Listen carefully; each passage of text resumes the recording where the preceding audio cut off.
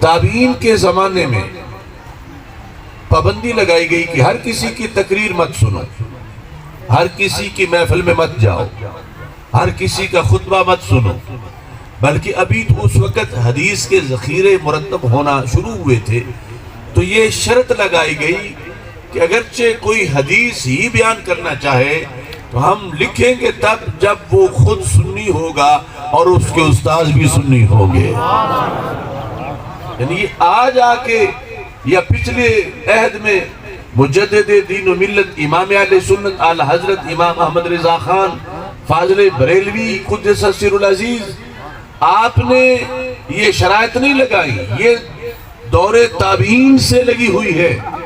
صحیح مسلم شریف کے آغاز میں آپ پڑھ لو، وہاں امام محمد بن سیرین جو تابعین میں بہت بڑے امام تھے، انہوں نے ان سے یہ قول سند کے ساتھ امام مسلم نے لکھا ہے، کہتے ہیں کہ لم یکونوا یسألون عن الاسناد، پہلے جب جلسے ہوتے تھے، درس ہوتا تھا، خطیب کوئی حدیث بیان کرتا تھا، کوئی محدث حدیث بتاتا تھا، تو ہم نہیں پوچھتے تھے کہ اس کی سند کیا ہے، یہاں چین آف اتھارٹیز کیا ہے، پیچھے اساتذہ کون ہیں۔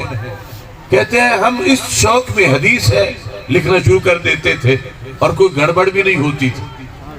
کہتے ہیں یہ زمانہ بہت جلد گزر گیا اور اب ہم اس زمانے میں ہیں۔ ابن سیرین کہنے لگے لما وقعت الفتنہ، جب معاشرے میں فتنہ آ گیا، امت کے اولین فتنوں میں سے ایک فتنہ رافضیت کا ہے، خارجیت کا فتنہ ہے۔